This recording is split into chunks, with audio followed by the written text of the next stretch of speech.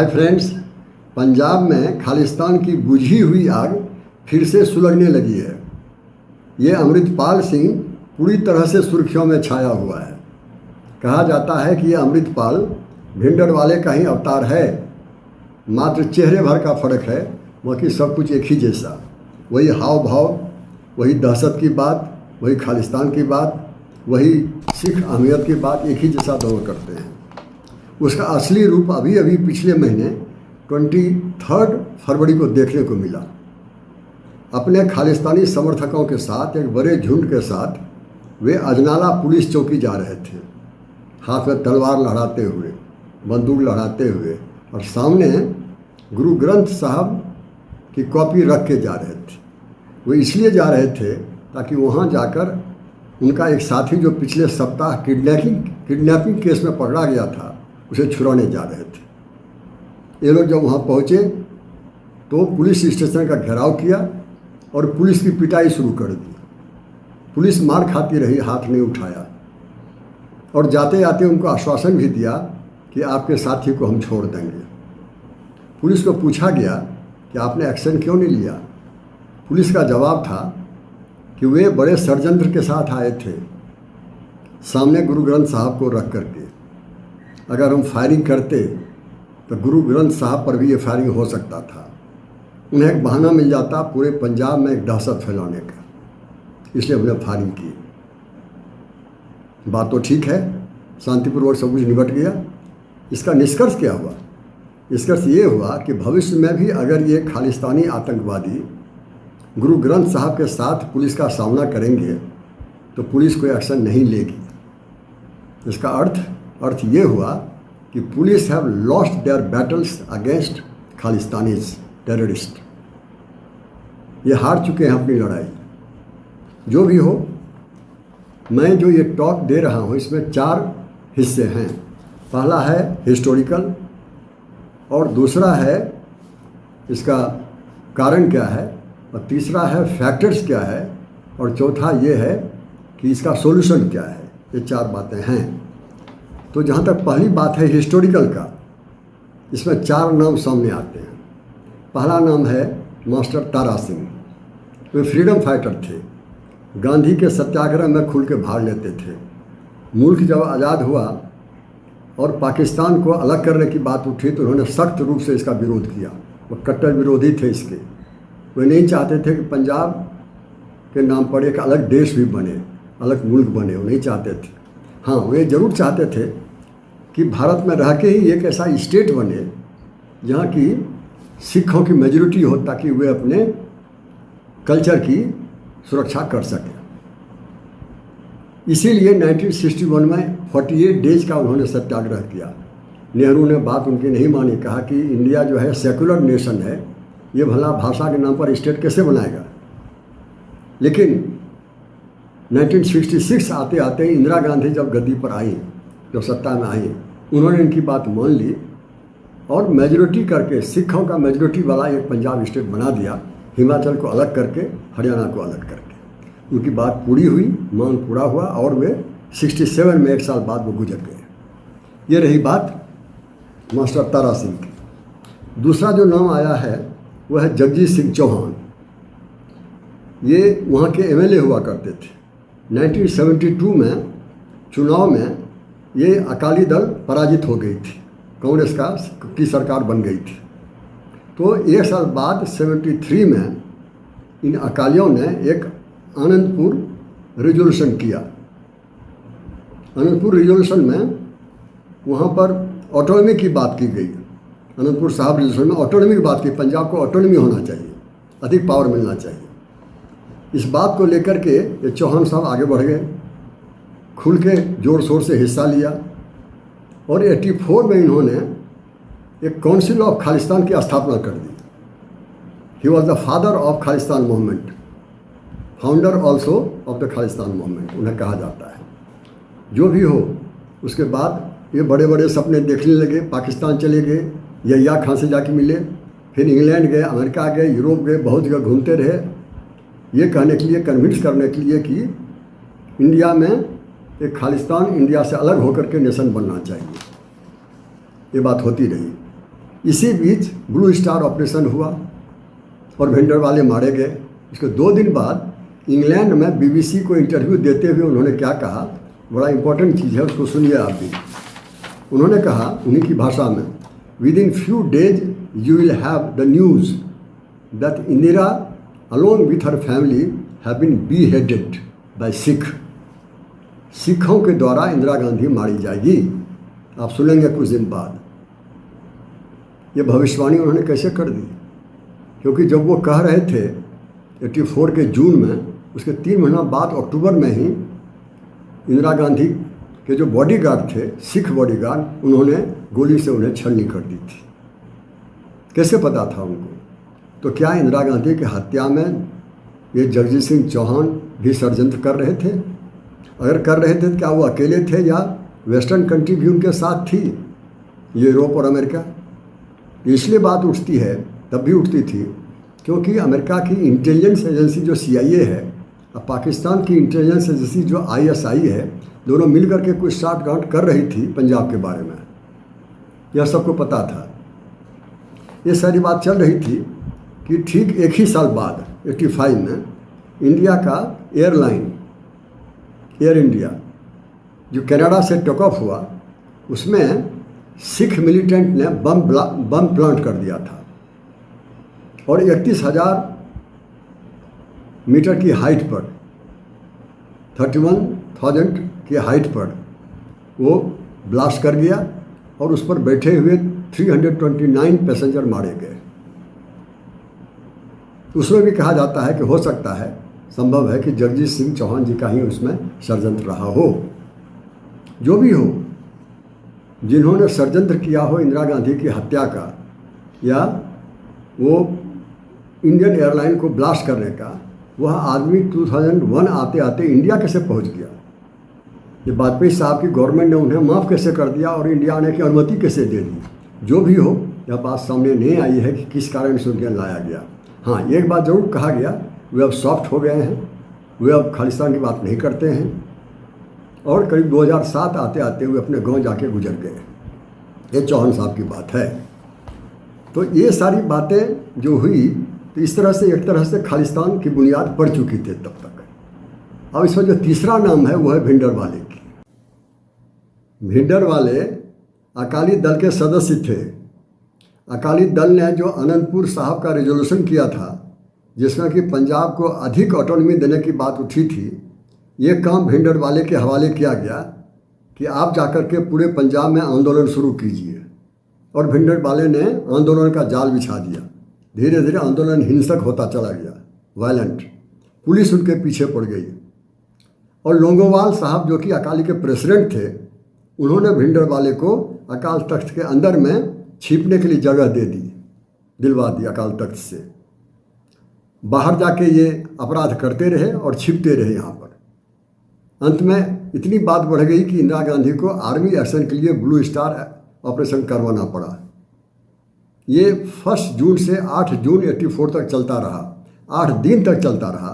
Police को यह अंदाज नहीं था कि भिंडरवाले ने अंदर में किलेबंदी करके रखा है, बड़े बड़े हथियार लेके बैठा हुआ है, यहाँ तक कि चीन और पाकिस्तान के बड़े हुए हथियार। अंत में 8 दिन बाद पुलिस की जीत हुई, भिंडरवाले मारे गए और अकाल तख्त मुक्त हुआ, भिंडरवाले से आज़ाद हो गया। यही उनकी संक्षेप में कहानी है।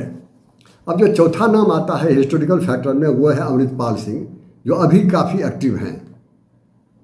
ये अमृतपाल सिंह की उम्र 29 ईयर है। ये अमृतसर के जादू खेरा गांव में उनका जन्म हुआ था। अभी अभी शादी हुई है 10 फरवरी को, कुछ ही दिन पहले। बीच में ही पढ़ाई छोड़ के ये दुबई चले गए थे नौकरी करने के लिए। ये सब तो हुआ। इसी बीच में आप जानते हैं किसान आंदोलन हुआ था, और किसान आंदोलन में 26 जनवरी को जो लाल किले पर झंडा फहराया गया, उसमें दीप सिंह सिद्धू का नाम सामने आया था। दीप सिंह सिद्धू को पुलिस ने अरेस्ट कर लिया था, लेकिन उन्होंने एक संस्था बनाई थी जिसका वे खुद अध्यक्ष थे। उस संस्था का नाम था वारिस पंजाब डे। और बाद में उनका रोड एक्सीडेंट में वे मारे गए। उसके बाद उनके मरने के बाद, उनके देहांत के बाद, यह अमृतपाल सिंह उसके अध्यक्ष बन करके ये दुबई से अभी कुछ महीनों पहले आए हुए हैं पंजाब में। यही उनकी छोटी सी कहानी है। अब यहाँ एक सवाल उठता है, ये सारी बात तो ठीक है, ये सारे हिस्टोरिकल फैक्टर हैं। अब ये सवाल उठता है कि जो खालिस्तान आंदोलन 1985 में समाप्त हो गया था पूरी तरह से, बेअंत सिंह जो चीफ मिनिस्टर थे या वहाँ के जो पुलिस हेड थे, उस सब ने मिल करके इसको क्रश कर दिया था खालिस्तान आंदोलन को। ये फिर से ये कैसे जन्म ले लिया, फिर से इसका जन्म कैसे हो गया, फिर से रिवाइव कैसे कर गया ये आंदोलन, ये बड़ा सवाल है। इसका तात्कालिक कारण है कुछ। पहला तो ये कि आम आदमी पार्टी की सरकार वहाँ पर है और यह सरकार कमज़ोर साबित हुई है। अन्यथा ये 23 फरवरी का जो अमृतपाल ने घटना उसने घटाई वहाँ पुलिस चौकी में, ये घटना नहीं हुई होती, सरकार मजबूत होती तो सख्त एक्शन लेकर के इसको दबा दिया होता। ये तत्काल कारण ये हुआ ये फिर से आंदोलन शुरू होने का। दूसरी बात ये हुई कि पूरे भारत में धर्म की राजनीति चल रही है। 1947 में पाकिस्तान बन चुका है मुसलमानों के लिए, और जहाँ तक हिंदू राष्ट्र की बात है, बीजेपी सरकार हिंदू राष्ट्र की राजनीति कर रही है।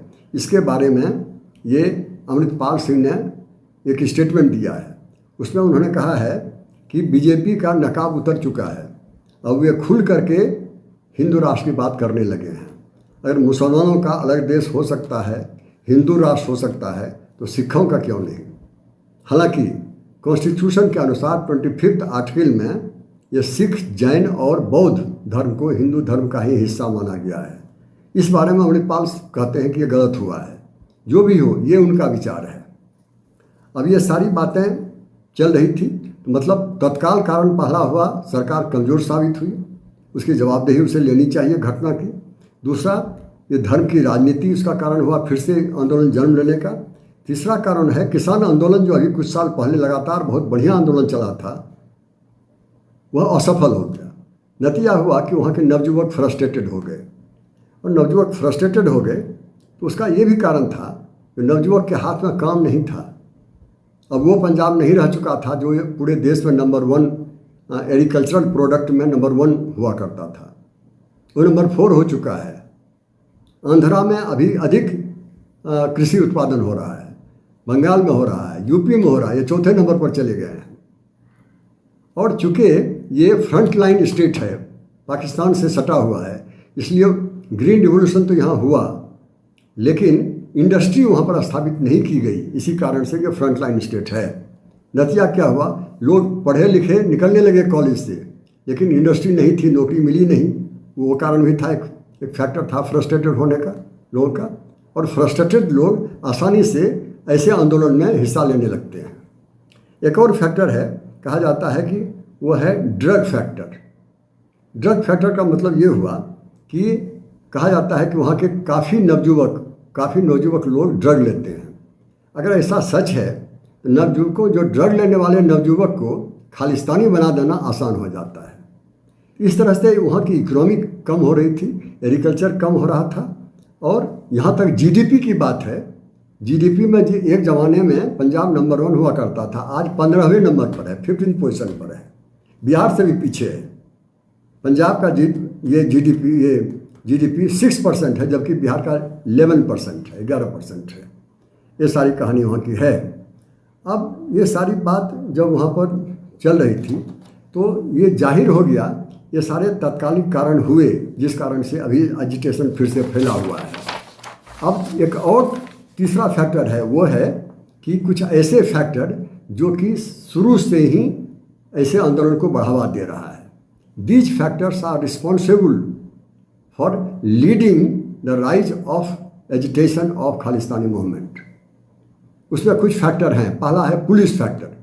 पुलिस फैक्टर का मतलब ये हुआ कि पुलिस के रहते हुए 2 बड़ी घटना हो गई। एक तो 23 फरवरी में अमृतपाल सिंह ने उसका घेराव कर लिया और पुलिस देखती रह गई, पुलिस का नाम खड़ा हुआ। दूसरा, 2 सप्ताह पहले 8 फरवरी को एक और घटना हुई थी चंडीगढ़ के पुलिस स्टेशन पर। एक बड़े झुंड बना करके ये खालिस्तानी समर्थक पुलिस चौकी आकर के घेर लिया। भीड़ को देखा तो पुलिस वहाँ से चौकी छोड़ के भाग गई। ये खालिस्तानी समर्थक ने सारे हथियार लेकर के वापस चले गए। वो चाहते थे कि 20 साल पहले जो ये खालिस्तानी पकड़ाए हुए थे पुलिस के द्वारा, क्योंकि उन्होंने पुलिस को मार दिया था, हत्या कर दिया था, वो 20 साल से जेल में है, उसे वो छुड़ाने के लिए गए हुए थे। ये दो घटना जो पुलिस के चलते हुई, इसके चलते खालिस्तानी मूवमेंट को बढ़ावा मिला। दूसरा फैक्टर है पॉलिटिकल पार्टी। ये जो दो घटना पुलिस चौकी में अभी हुई, किसी भी पॉलिटिकल पार्टी ने इसको कंडेम नहीं किया, निंदा नहीं किया। पॉलिटिकल पार्टी को भय रहता है कि अगर हम निंदा करेंगे तो इनके समर्थन में हमारे वोटर हैं, वो हमें वोट नहीं देंगे। ये वोट की राजनीति के कारण पॉलिटिकल पार्टी इसको निंदा नहीं कर पा रही है। नतीजा है कि ये ऐसे आंदोलन को बढ़ावा मिल रहा है। तीसरा फैक्टर है गुरुद्वारा का रवैया, वहाँ का प्रिस्टडम या अकाल तख्त। उन्होंने क्या किया? पहली बात देखिए, भिंडरवाले जिसने किलाबंदी कर दी वहाँ पर, और जब उनकी हत्या हुई तो उन्हें ग्रेट सिख मार्टियर कह के, बड़े शहीद कह के उनको सम्मानित किया। फिर वहीं अंदर में ही, गोल्डन टेम्पल के अंदर में ही एक समाधि बनवा दी इन्होंने, श्राइन बनवा दिया जहाँ उनकी पूजा होती है। ये भिंडरवाले के प्रति उनका यही रवैया है जो अपराधी था। दूसरा, रंजीत सिंह जिन्होंने निरंकारी की हत्या की थी, उसे सम्मानित किया गया, क्या कह के? अकाल तख्त का जत्थेदार बना करके। तीसरी बात, जो इंदिरा गांधी का जो बॉडीगार्ड जिन्होंने हत्या की थी इंदिरा गांधी को, उन्हें क्या कहा गया? सम्मानित करते हुए कहा कि मार्टियर ऑफ सिखिज्म, ये कहा उन्हें। फिर एक जगत सिंह थी, तो जगत सिंह, कुछ लोगों ने जो बेअंत सिंह की हत्या कर दी थी, उन हत्यारों को ये जगत सिंह ने मदद दिया था। इसके एवज में इन्हें भी अकाल तख्त ने जत्थेदार बना दिया। अब ये सारी बातें जो चल रही है, ये जो रवैया जो है वहाँ के अकाल तख्त का, जाहिर है कि अकाल तख्त या गुरुद्वारा के लोग ये खालिस्तानी आंदोलन के समर्थन में हैं। इस कारण से भी बढ़ावा मिल रहा है। और अंतिम बढ़ावा देने का कारण है प्रवासी, ये जो डायस्पोरा हैं, जो सिख बाहर रह रहे हैं, कनाडा में हैं, वहाँ भी ये हिंदू मंदिर पर अटैक कर रहे हैं ताकि हिंदू और सिख दोनों अलग अलग हो सकें। वहाँ वे राजनीति करते हैं, वो चुनाव लड़ते हैं, वो मिनिस्टर बनते हैं, उनकी सरकार होती है, ताकि सारे सिख एकजुट होकर के उनको वोट दे सके। अपनी राजनीति के चलते वो ये खालिस्तानी आंदोलन को बढ़ावा दे रहे हैं। वहाँ से पैसा भेज रहे हैं पंजाब खालिस्तानियों को कि तुम लड़ते रहो। ये पैसा वाले हो गए हैं वहाँ जा कर के। अभी शुरू हुआ है, हर सप्ताह में 1 या 2 बार हिंदू मंदिर पर अटैक हो रहा है ऑस्ट्रेलिया में। उनकी भी वही राजनीति है कि हम बढ़ चढ़ के आगे बढ़ें, हिंदुओं को दबा के रखें। और मलेशिया में भी, चाहे जर्मनी में भी, इंग्लैंड में भी, हर जगह ये सिख जो हैं, मिलिटेंट सिख, ये प्रवासी सिख, ये मिल करके पैसा भेज रहे हैं यहाँ भारत, या औजार का बंदोबस्त कर रहे हैं भारत में। ये भी बड़ा फैक्टर है जिसके चलते कि ये जो खालिस्तानी आंदोलन है ये ख़त्म नहीं हो रहा है, समाप्त नहीं हो रहा है। जो भी हो, ये बड़ी समस्या है, इसका सोल्यूशन भी कुछ होगा। उसका पहला सोल्यूशन हो सकता है कि पंजाब में अभी प्रेसिडेंट रूल लागू हो जाए। ये प्रेसिडेंट रूल लेकिन दुधारी तलवार है। ये प्रेसिडेंट रूल का मतलब हुआ सेंट्रल गवर्नमेंट का वहाँ पर राज होगा, और सेंट्रल गवर्नमेंट बीजेपी का चल रहा है। और बीजेपी ये नेशनलिस्ट पार्टी है, ये हिंदू धर्म की राजनीति कर रही है। अगर वो प्रेसिडेंट रूल लागू हुआ, ये जो खालिस्तानी आंदोलनकारी हैं उनको एक मौका मिल जाएगा, बहाना मिल जाएगा कहने का, देखिए ये हिंदू प्रेसिडेंट रूल आया हुआ है सिखों को दबाने के लिए, ये कह सकता है और उल्टा पड़ सकता है। लेकिन एक और बात है, ये बीजेपी 1966 में जब पंजाब सिख मेजोरिटी का स्टेट बना था, तो जनसंघ जो बीजेपी पहले हुआ करता था उसने विरोध किया था इसका। इसी कारण से तब से लेकर आज तक बीजेपी का वहाँ समर्थन नहीं मिल रहा है वोट बैंक में। बीजेपी चाहती है कि हमारा समर्थन वहाँ बढ़े, सिखों का समर्थन में वो लगी हुई है, हिंदुओं के समर्थन में वो लगी हुई है।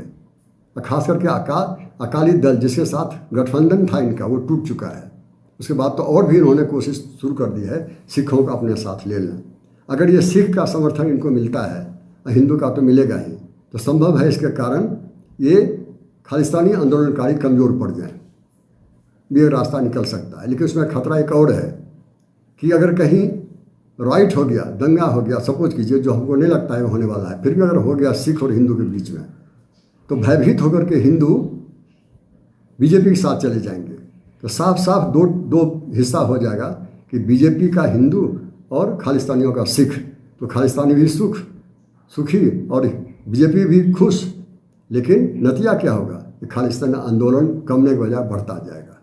ये सारे पहलू हैं अगर प्रेसिडेंट रूल लागू हो तब। तो इस तरह से प्रेसिडेंट रूल सोल्यूशन नहीं हो सकता है। दूसरा रही बात कि बेअंत सिंह और केपीएस गिल ने वहाँ पर ये आंदोलन को क्रश कर दिया था 1995 में ही, फिर से ये रिवाइव कर दिया। तो क्या फिर से बेअंत सिंह या केपीएस गिल टाइप का प्रशासन वहाँ होना चाहिए?